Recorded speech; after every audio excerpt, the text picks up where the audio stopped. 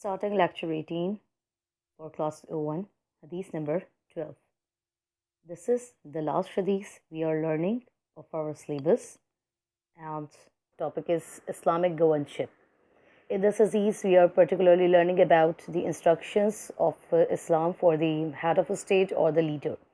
Translation: The Messenger of Allah, may Allah bless him and give him peace, sent Abu Musa and Muaz bin Jabal to Yemen, and he sent each of them to govern apart. Then he said, Be gentle and do not be hard, and cause rejoicing and do not alienate. It means when a person holds the responsibility of being a head of a state or a leader, he must consider all teachings that provided by Holy Prophet, peace be upon him.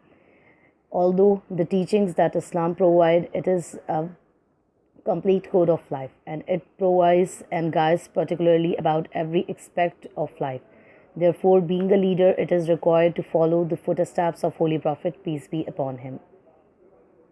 Here is the explanation. Mildness, gentleness, and put to others at ease are the basic virtues of the moral system of Islam. It means the person who is governing or ruling a part, he must consider all the teachings of the Holy Prophet. Then, being a ruler or head of the state, he was particularly considered because of his character. So, in this hadith, we are learning what should be the character of a leader and how he needs to focus towards his state. What Islam particularly instructs about the head of a state.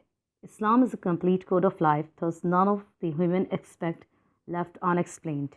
Therefore, leadership, it is considered to be as a sacred position that can solve the problems of humanity and guide them to eternal betterment. It means when a person has secured the position of being a leader, then he must provide solutions to the problem of his people, and he must guide them in such a way that they become capable of achieving the eternal benefits or the eternal betterments.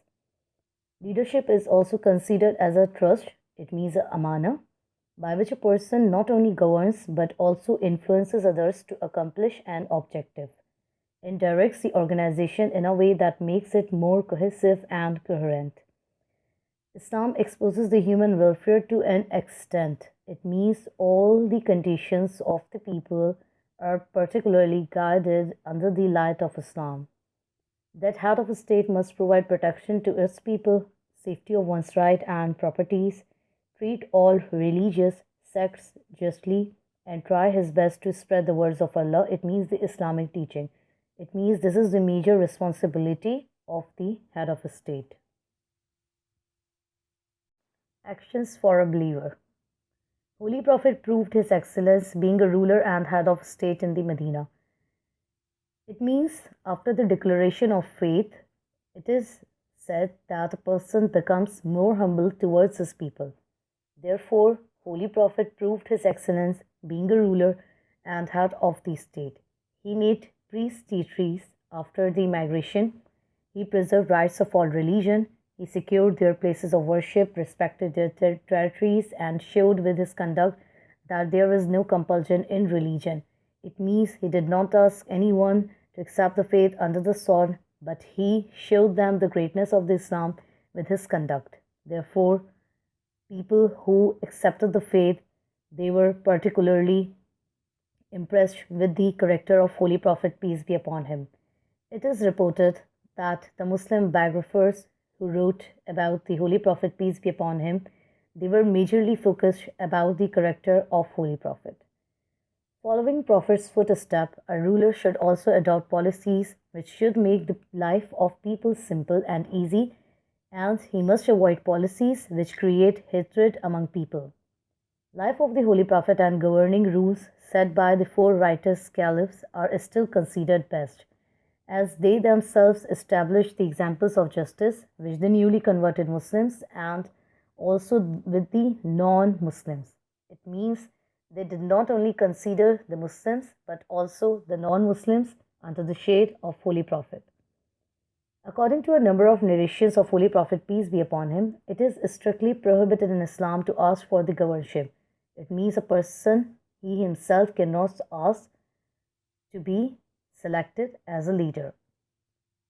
Although The second narration, which is about the caliph or the head of a state, that he is particularly considered as a shepherd over the people, and he shall be questioned about his subjects, it means in the hereafter, as how he conducted his affairs with the people. Another narration, behold, the dispensers of justice will be seated on the pulpits of light beside God. It means those people who are just, who are fair, who knows how to respect the other religions, sect, and who knows how to secure the life of the people. These perfect or rightly guided people will be sitting next to their God, on the right side of the merciful, exalted, and the glorious. There are a number of examples reported, and we are learning just few of them over here. As Hazrat Umar Razila Ta'ala Anhu suspended the punishment of theft, that is cutting hands, because the empire was under the famine and hunger at that particular moment. In some places, Muslims returned jizya because they could not protect the non-Muslims, and also it is required for the head of a state to treat the captives with mercy and to provide them the best teaching, that is the teachings of Islam.